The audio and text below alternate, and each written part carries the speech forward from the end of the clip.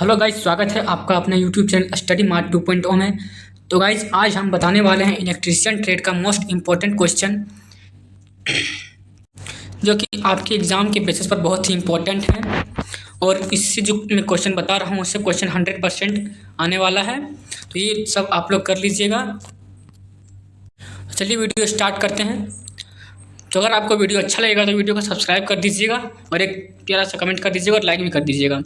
इसमें पहला क्वेश्चन क्या बोल रहा है मेरा, कि हीटिंग एलिमेंट बनाने के लिए किस सामग्री का उपयोग किया जाता है। मतलब जो हीटिंग एलिमेंट जो बनाया जाता है वो किसका उपयोग किया जाता है। मतलब जो हीटिंग एलिमेंट मतलब क्या हो गया, जैसे हीटर हो गया, तो उसमें किस चीज़ का मतलब बनाया जाता है, किस चीज़ से बनाया जाता है, उसका जो रहता है एलिमेंट किससे बनाया जाता है, सो पूछ रहा है। इसका ऑप्शन ए में दिया है सिल्वर, बी में दिया है कॉपर, सी में दिया है नाइक्रोम और डी में दिया है एल्यूमिनियम। इसका सही आंसर क्या हो जाएगा, ऑप्शन नंबर सी हो जाएगा नाइक्रोम। अगला क्वेश्चन क्या बोल रहे हैं कि इलेक्ट्रिक केतली में सोल प्लेट का उद्देश्य क्या है। इलेक्ट्रिक केतली में सोल प्लेट का उद्देश्य क्या है, सो पूछ रहा है। इसका ऑप्शन ए में मेरा दिया है क्या, संतुलन भार के रूप में कार्य करता है। बी में बोल रहा है एलिमेंट के लिए इंसुलेशन के रूप में कार्य करता है। सी में बोल रहा है केतली के आधार को क्षति से बचाता है। डी में बोल रहे हैं एलिमेंट को कंटेनर के साथ निकट संपर्क में रखता है। इसका सही आंसर क्या होगा, ऑप्शन नंबर डी हो जाएगा। क्या कि जो एलिमेंट को करंट से क्या करता है, निकट संपर्क में रखता है।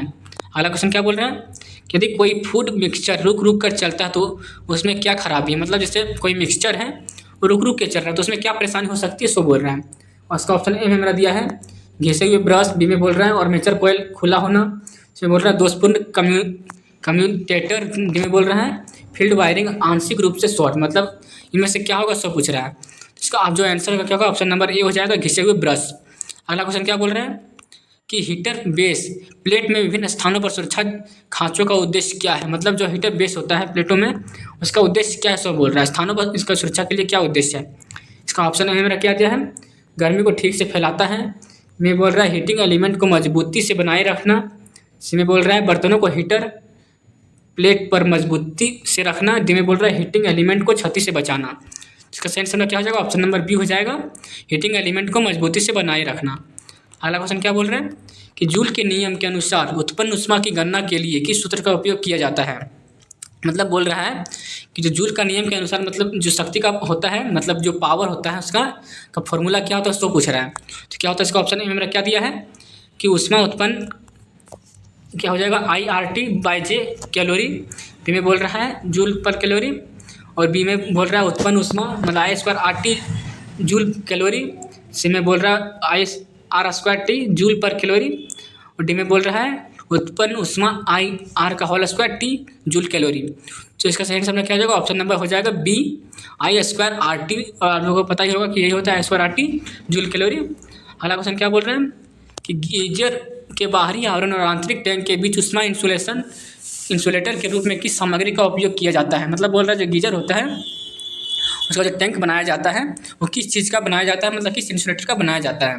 इसका ऑप्शन में दिया है प्लास्टिक, बी में दिया है ग्लास वूल, सी में दिया है एल्बेस्टस, डी में दिया है थर्मोकोल। सही समय क्या हो जाएगा, ऑप्शन नंबर बी हो जाएगा ग्लास वूल। अगला क्वेश्चन क्या बोल रहे हैं कि कौन सा विद्युत प्रभाव गैंग टाइप इलेक्ट्रिक बेल में काम करता है। मतलब कौन सा विद्युत जो है गैंग टाइप इलेक्ट्रिक बेल में काम करता है, सो बोल रहे हैं। इसका ऑप्शन में मेरा क्या दिया है हीटिंग प्रभाव, बी में दिया है चुंबकीय प्रभाव, सी में दिया है रासायनिक प्रभाव और डी में दिया है मेरा क्या गैस आयनीकरण प्रभाव। इसका सही आंसर क्या हो जाएगा, ऑप्शन नंबर हो जाएगा बी। क्या हो जाएगा, ऑप्शन नंबर इसका बी सही हो जाएगा। अगला क्वेश्चन क्या बोल रहे हैं कि कुकिंग रेंज किस सिद्धांत पर काम करती है। जो कुकिंग रेंज होता है वो किस सिद्धांत पर काम करता है, सो पूछ रहा है। ऑप्शन ए में दिया है चुंबकीय प्रभाव से, बी में बोल रहा है विद्युत धारा के तापन प्रभाव से और सी में बोल रहे हैं गैस आयनीकरण प्रभाव से और डी में बोल रहे हैं रासायनिक प्रभाव से। इसका सही आंसर क्या हो जाएगा, ऑप्शन नंबर हो जाएगा बी विद्युत धारा के तापन प्रभाव से। अगला क्वेश्चन क्या बोल रहे हैं कि यदि सिंगल फेज पंप मोटर धीमी गति से चलती है तो उसमें क्या खराबी होती है। मतलब सिंगल फेज पंप मोटर जो होता है सिंगल फेज वाला, उसमें जब धीमी चलती है उसमें क्या खराबी हो सकता है, सो बोल रहे हैं। तो इसमें ऑप्शन ए में दिया क्या कि दोषपूर्ण कैपेसिटर, बी में बोल रहे हैं खुली स्टार्टिंग वाइंडिंग, सी में बोल रहे हैं स्टार्टिंग वाइंडिंग में शॉर्ट और डी में बोल रहे हैं रनिंग वाइंडिंग में शॉर्ट। इसका सही क्या हो जाएगा, ऑप्शन नंबर ये हो जाएगा दोषपूर्ण कैपेसिटर। अगला क्वेश्चन क्या बोल रहे हैं कि फूड मिक्सचर में किस प्रकार की एसी सिग्नल फेज मोटर का उपयोग किया जाता है। मतलब बोल रहा है जो फूड मिक्सचर होता है उसमें किस प्रकार का सिंगल फेज मतलब किस प्रकार का मोटर का यूज किया था सो बोल रहा है। इसका ऑप्शन में क्या दिया है यूनिवर्सल मोटर, बी में दिया है रिपल्सन मोटर, डी में बोल रहा है सी में बोल रहा है स्लिप्ड फेज मोटर और डी में बोल रहा है शेडेड पोल मोटर। इसका सही आंसर में क्या हो जाएगा ऑप्शन नंबर हो जाएगा ए यूनिवर्सल मोटर। अगला क्वेश्चन क्या बोल रहा है कि माइक्रोवेव ओवन में स्टीरर मोटर का क्या अर्थ है। जो ओवन माइक्रोवेव होता है ओवन में वो सीटरर मोटर का क्या अर्थ है। इसका ऑप्शन में मेरा दिया है अंदर हवा खींचना, ठंडी खींचना, हवा खींचना, में बोल रहा है गर्मी को समान रूप से फैलाना और सी में बोल रहा है गर्मी हवा को बाहर निकालना और डी में बोल रहा है विद्युत चुंबकीय ऊर्जा को घुमाता है और परिवर्तित करता है। इसका सही आंसर क्या हो जाएगा ऑप्शन नंबर डी हो जाएगा क्या कि विद्युत चुंबकीय ऊर्जा को घुमाता है और परिवर्तित करता है। अगला क्वेश्चन क्या बोल रहे हैं कि एसी टेबल फैन में बहुत गर्म चलने का क्या कारण है। मतलब जो एसी फैन होता है टेबल फैन जो होता है एसी वाला वो मतलब गर्म हवा क्यों चलने लगता है उसमें।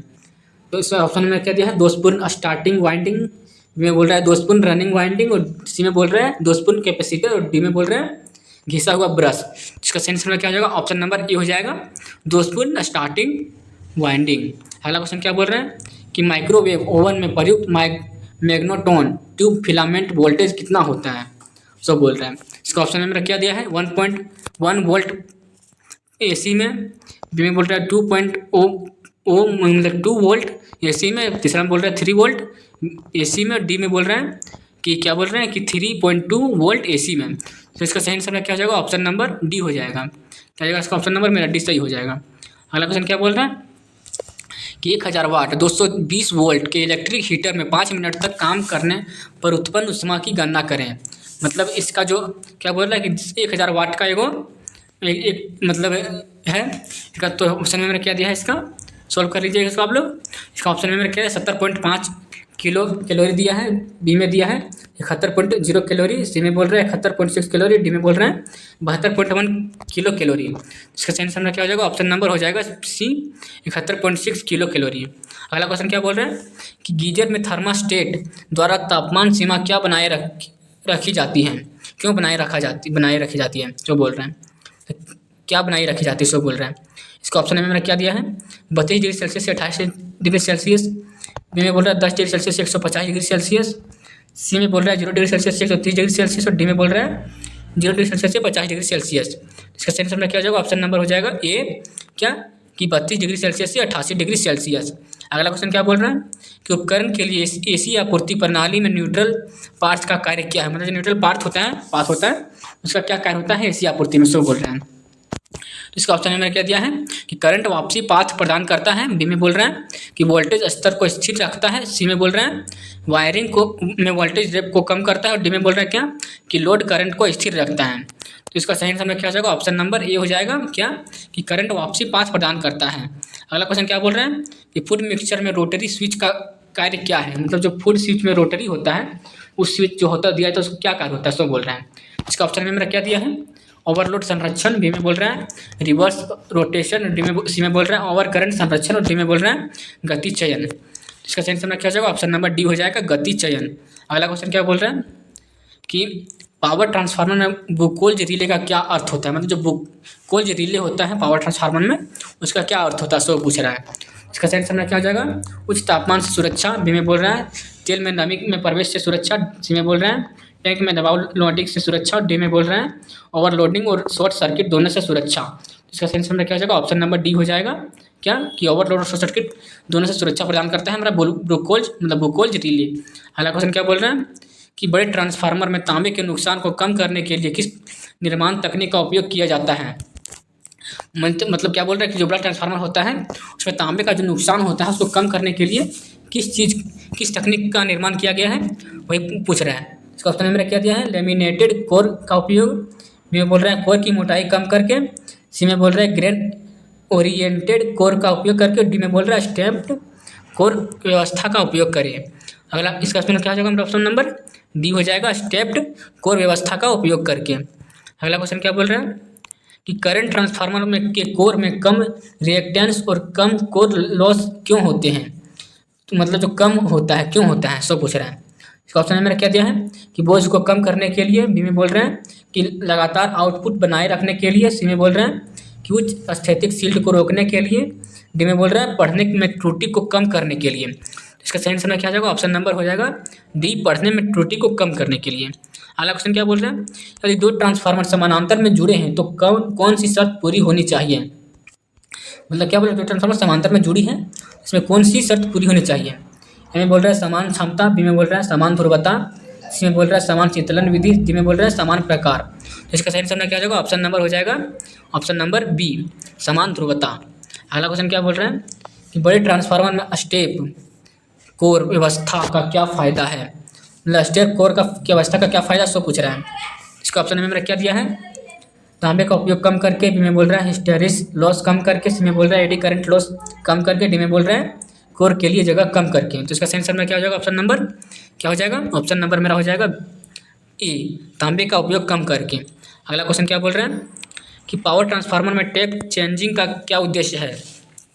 इसका ऑप्शन में मैंने क्या दिया है, प्राथमिक वोल्टेज को स्थिर बनाए रखना, बी में बोल रहा है वितरण में वोल्टेज अनुपात बढ़ना बदलना, मतलब सी में बोल रहा है द्वितीयक वोल्टेज को स्थिर बनाए रखना, डी में बोल रहा है क्या मेरा कि अधिकतम दक्षता के लिए ट्रांसफार्मर को लोड करना।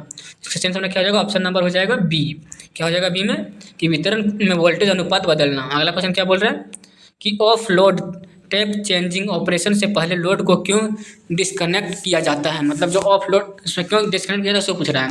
इसका ऑप्शन में मेरा क्या दिया है, तटस्थ बिंदु में टेपिंग को डिस्कनेक्ट करने के लिए, मैं बोल रहा है डायोप्टर के चलते हुए संपर्क को डिस्कनेक्ट करने के लिए, इसमें बोल रहे हैं संपर्क बिंदुओं पर भारी स्पार्किंग से बचाने के लिए, जिसमें बोल रहे हैं कि वाइंडिंग के लिए एक विद्युत अलगाव प्रदान करने के लिए। इसका सही आंसर क्या हो जाएगा, ऑप्शन नंबर क्या हो जाएगा मेरा, ऑप्शन नंबर मेरा हो जाएगा सी। क्या बोल रहा है सी में, संपर्क बिंदु पर भारी स्पार्किंग से बचाने के लिए। अगला क्वेश्चन क्या बोल रहे हैं, यदि नमी युक्त ट्रांसफार्मर तेल को केक्रल टेस्ट के लिए रखा जाता है तो क्या संकेत मिलता है। इसका ऑप्शन में मैंने क्या दिया है, एक फ्लैश ओवर होता है, बी में बोल रहा है एक प्रेशर ध्वनि सुनाई देती है, सी में बोल रहा है एक गुनगुनी आवाज़ सुनाई देती है, और डी में बोल रहा है एक सीजल ध्वनि सुनाई देती है। इसका सही आंसर क्या हो जाएगा, एक क्रैकल ध्वनि आवाज़ सुनाई देती है। अगला क्वेश्चन क्या बोल रहे हैं कि ऑटो ट्रांसफार्मर का क्या नुकसान है। मतलब ऑटो ट्रांसफार्मर होता है तो नुकसान क्या है, सो पूछ रहा है। इसका ऑप्शन में मैंने क्या दिया है, अधिक नुकसान, में बोल रहा है वजन में भारी, सी में बोल रहा है खराब वोल्टेज विनियमन, डी में बोल रहा है द्वितीयक वाइंडिंग को अलग नहीं कर सकते। मतलब जो टोटल ट्रांसफार्मर होता है उसमें क्या होता है, एक ही वाइंडिंग होता है जिसमें कि दोनों काम करता है, फर्स्ट का भी काम करता है, सेकंड का भी काम करता है, तो इसीलिए इसमें निकाल नहीं सकते किसी को भी। इसका सही आंसर क्या हो जाएगा, ऑप्शन नंबर डी हो जाएगा, और द्वितीय वाइंडिंग को अलग नहीं कर सकते हैं। अगला क्वेश्चन क्या बोल रहा है कि वितरण ट्रांसफार्मर सामान्यतः प्राथमिक में डेल्टा और द्वितीयक में स्टार में क्यों जुड़े होते हैं। इसका ऑप्शन में मैंने क्या दिया है, ओवरलोडिंग से बचाने के लिए, बी में बोल रहा है स्थिर वोल्टेज बनाए रखने के लिए, डी में बोल रहा है, सी में बोल रहा है ट्रांसफार्मर के नुकसान को कम करने के लिए, डी में बोल रहा है और 3 पेज 4 वायर सिस्टम के आसान वितरण के लिए। इसका सही आंसर क्या हो जाएगा, ऑप्शन नंबर डी हो जाएगा। क्या बोल रहा है डी में कि जो 3 फेज 4 वायर सिस्टम के आसान वितरण के लिए। अगला क्वेश्चन क्या बोल रहा है कि पावर ट्रांसफार्मर पर लगे ब्रीदर में नमी को कैसे नियंत्रित किया जाता है। मतलब जो ब्रीदर लगाता है नमी को कैसे नियंत्रित करता है, सो पूछ रहा है यहाँ।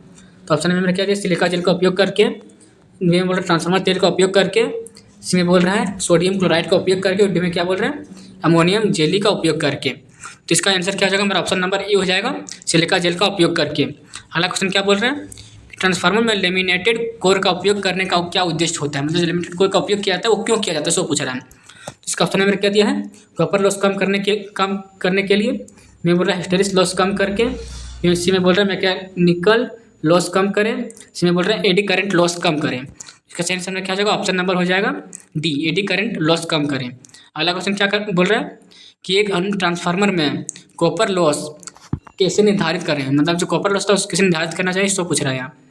इसका ऑप्शन क्या मेरा बोल रहा है, रेशियो टेस्ट मतलब अनुपात परीक्षण से, मैं बोल रहा है आवेग परीक्षण से, सी में बोल रहा है शॉर्ट सर्किट परीक्षण से, और डी में बोल रहा है ओपन सर्किट परीक्षण से। तो इसका सही आंसर क्या हो जाएगा, ऑप्शन नंबर हो जाएगा सी, शॉर्ट सर्किट परीक्षण से। अगला क्वेश्चन क्या बोल रहा है, ट्रांसफार्मर का कौन सा लॉस शॉर्ट सर्किट टेस्ट द्वारा निर्धारित किया जाता है। मतलब कौन सा लॉस जो है शॉर्ट सर्किट से निर्धारित किया जाता है। इसका ऑप्शन ए में क्या दिया है, कॉपर लॉस, सी में बोल रहा है विडेज लॉस, और सी में बोल रहा है हिस्टेरेसिस लॉस, और डी में बोल रहा है एडी करंट लॉस। तो इसका सही आंसर क्या हो जाएगा, ऑप्शन नंबर क्या हो जाएगा, क्या हो जाएगा ऑप्शन नंबर कॉपर लॉस। इसका सही आंसर क्या हो जाएगा, कॉपर लॉस। अगला क्वेश्चन क्या बोल रहा है कि ट्रांसफार्मर पर ओपन सर्किट टेस्ट द्वारा किस पावर लॉस का आकलन किया जाता है। तो इसका ऑप्शन में ए में क्या दिया है मेरा, हिस्टेरेसिस लॉस केवल में बोल रहा है एडी करंट लॉस केवल, सी में बोल रहे हैं कॉपर लॉस और डी में बोल रहे हैं कोर लॉस। तो इसका सही आंसर हमें क्या हो जाएगा, ऑप्शन नंबर डी हो जाएगा, कोर लॉस।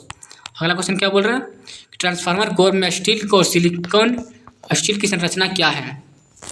मतलब जो ट्रांसफार्मर कोर में होता है स्टील और सिलिकॉन स्टील की संरचना क्या होती है, सो पूछ रहे हैं। तो ऑप्शन में मेरा क्या दिया है, ऑप्शन में मेरा क्या दिया है कि ए में बोल रहा है कि स्टील 97% और सिलिकॉन 3% होता है। बी में बोल रहा है स्टील 95% और सिलिकॉन 5%। सी में बोल रहा है स्टील 93% और सिलिकॉन 7%। और डी में बोल रहा है स्टील 90% और सिलिकॉन 10%। तो इसका सही आंसर क्या हो जाएगा, ऑप्शन नंबर सी हो जाएगा। क्या सी में बोल रहे हैं कि स्टील 93% और सिलिकॉन 7%। अगला क्वेश्चन क्या बोल रहे हैं कि उच्च आवृत्ति अनुप्रयोग के लिए किस प्रकार के ट्रांसफार्मर का उपयोग किया जाता है। इसका ऑप्शन में मेरा क्या दिया है, रिंग कोर ट्रांसफार्मर, सी में बोल रहा है फेराइट कोर ट्रांसफार्मर और सी में बोल रहा है सिलिकॉन स्टील कोर ट्रांसफार्मर और डी में क्या बोल रहे हैं कि ग्रेन ओरिएंटेड कोर ट्रांसफार्मर। तो इसका सही आंसर क्या हो जाएगा, ऑप्शन नंबर बी हो जाएगा, फेराइट कोर ट्रांसफार्मर। अगला क्वेश्चन क्या बोल रहे हैं, यदि सीटी के सेकेंडरी को खुला रखा जाए तो उस पर क्या प्रभाव पड़ेगा। इसका ऑप्शन में मेरा क्या दिया है, सीटी प्राइमरी जल जाता है, सी में बोल रहे हैं वोल्ट एम्पियर क्षमता घट जाती है, सी में बोल रहा है वोल्ट एम्पियर क्षमता बढ़ जाती है और डी में बोल रहा है सीटी सेकेंडरी वाइंडिंग जल जाती है। तो इसका सही आंसर में क्या हो जाएगा, ऑप्शन नंबर हो जाएगा डी, सीटी सेकेंडरी वाइंडिंग जल जाती है। अगला क्वेश्चन क्या बोल रहे हैं कि यदि 100 किलोवाट एम्पियर तक के वितरण ट्रांसफार्मर के लिए किस शीतलन विधि का उपयोग किया जाता है। तो इसका ऑप्शन में मैंने ए में क्या दिया है, जबरन तेल शीतलन, बी में बोल रहा है वायु विस्फोट विधि, सी में बोल रहा है जबरन तेल परिसरण, डी में बोल रहा है प्राकृतिक वायु विधि। इसका सही आंसर क्या हो जाएगा, ऑप्शन नंबर डी हो जाएगा, प्राकृतिक वायु विधि। अगला क्वेश्चन क्या बोल रहा है कि पावर ट्रांसफार्मर का कोर बनाने के लिए किस सामग्री का उपयोग किया जाता है। वैसा वही क्वेश्चन है। इसका ऑप्शन में मेरा ए में क्या बोल रहा है, जो एक नंबर में था, ए ऑप्शन में मेरा बोल रहा है नरम लोहा, बी में बोल रहा है कोल्ड स्टील, सी में बोल रहा है कॉपर मिश्र धातु और डी में बोल रहा है कोल्ड रोल्ड ग्रेन ओरिएंटेड। तो इसका सही आंसर क्या हो जाएगा, ऑप्शन नंबर डी हो जाएगा, कोल्ड रोल्ड ग्रेन ओरिएंटेड। अगला क्वेश्चन क्या बोल रहा है कि दो ट्रांसफार्मर के समानांतर संचालन के लिए कौन सी शर्त नितांत आवश्यक है। तो इसका ऑप्शन में मैंने लिख दिया है लोड की प्रकृति, बी में बोल रहा है शीतलन का प्रकार, डी में सी में बोल रहा है कि फेज अनुक्रम, डी में बोल रहा है उपयोग किए गए इंसुलेशन का वर्ग। तो इसका सही आंसर में क्या हो जाएगा, ऑप्शन नंबर सी हो जाएगा, फेज अनुक्रम। अगला क्वेश्चन क्या बोल रहे हैं, ट्रांसफार्मर तेल का खराब होने का क्या कारण है। मतलब ट्रांसफार्मर तेल होता है तो क्यों खराब होता है, सो पूछ रहे हैं। तो इसका ऑप्शन में मैंने क्या दिया है, अधिभार मतलब ओवरलोड, बी में बोल रहा है शॉर्ट सर्किट और सी में क्या बोल रहा है कि नमी के कारण और डी में बोल रहा है लंबे समय तक उपयोग करने के लिए। इसका सही आंसर क्या हो जाएगा, ऑप्शन नंबर सी हो जाएगा, क्या हो जाएगा सी में नमी के कारण। तो दोस्तों आज का वीडियो यहीं समाप्त होता है। और अगर आपको वीडियो अच्छा लगा होगा तो हमारे चैनल को लाइक सब्सक्राइब एंड शेयर जरूर कीजिएगा ताकि आपको हमारे वीडियो सबसे पहले आप तक पहुँचे। चलिए मिलते हैं अगले वीडियो में कुछ मतलब और टॉपिक के साथ। तो आज का वीडियो यहीं समाप्त होता है।